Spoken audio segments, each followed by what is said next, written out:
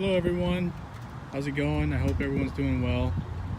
Here's my WRX. I wanted to give you guys an update and make a video. I have not made a video in actually quite some time.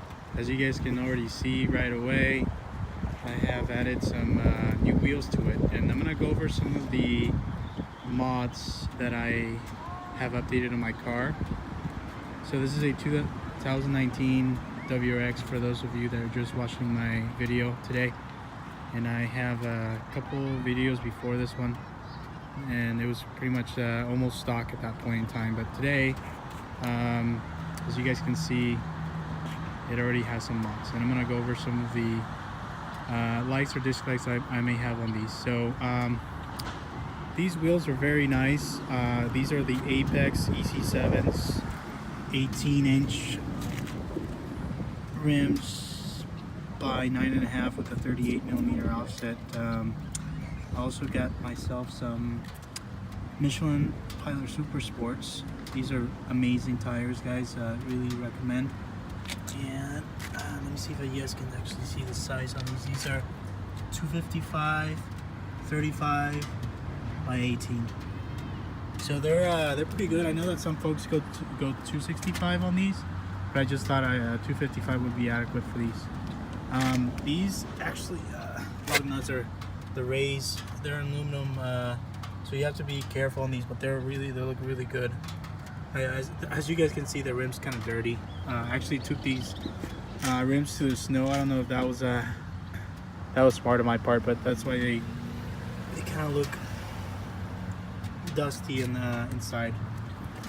Let me just go over around the car. So that's one of the mods that I just did the tires, the lug nuts, and then the rims. And then underneath, I actually did some suspension mods. So like I did the RCE regular guy or black springs. I think they dropped like almost half an inch. It's like 0.4 inches.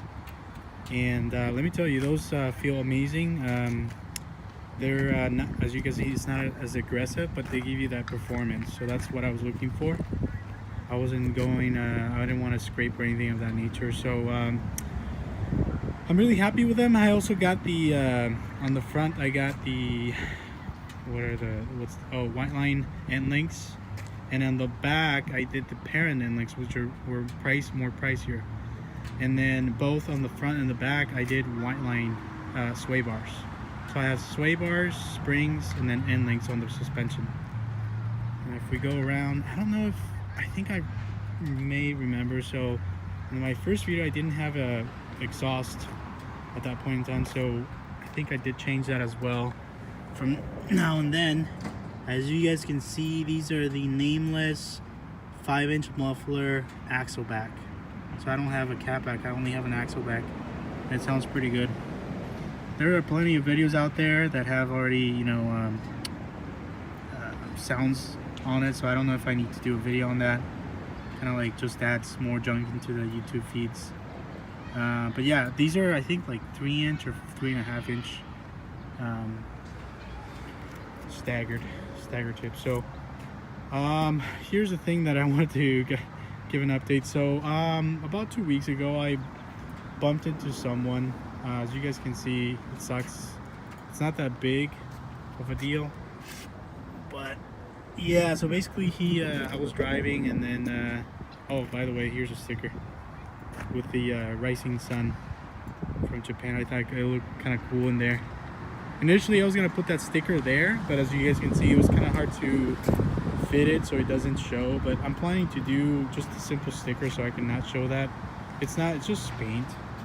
There was no damage to the bumpers. You guys can see it's just a little bit of paint that got scraped off. But anyway, I was the story is just like pretty much that I was going to the dealer really early in the morning, so I was like half asleep. By the time I got there, I was asleep though, so I'm not putting anyone in danger.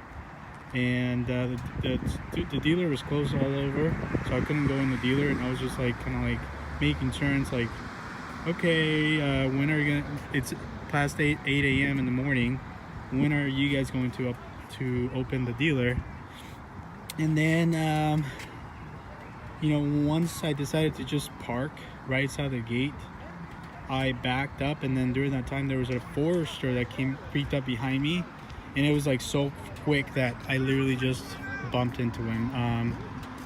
He decided to put a claim, which was stupid because, as you guys can see, it's really minor on mine, and his was even like not as severe as mine. So I mean, I respect what he's trying to do, though. He probably loved this car so much that he wanted it perfectly. So then he filed a claim, and then I didn't. So I'm covered, though. I'm not gonna pay. I have Geico, so I'm covered 25 grand or so for a small collision like that. So I shouldn't be worried about it. So that's the story on that. That just happened recently. As you guys can see, I also have a Cobb. Show you guys. Cobb shift knob, the white. I thought it looked cool with the car. Go my car. But one of the things that I forgot to talk about is, you know, I also did a mods to these. I did the Boomba shift plate. I did the Cobb just released the, it's like a shift bushing or something like that, or a shift plate and a shift bushing. And with that Boomba plate, it makes the throws so much better than the stock throws. Because I was driving and it was kind of clunky and it wasn't like confidence inspiring. So I decided to just do that as well. What they did, the suspension mods.